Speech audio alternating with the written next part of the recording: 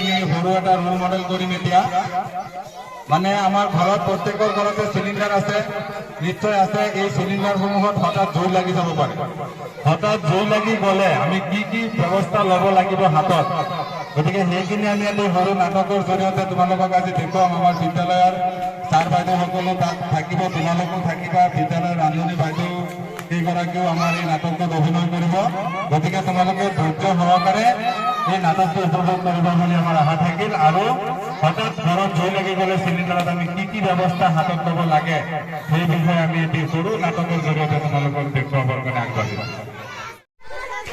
জুই লাগি গৈছে স্কুলত জুই লাগিছে জুই বচাক বচাক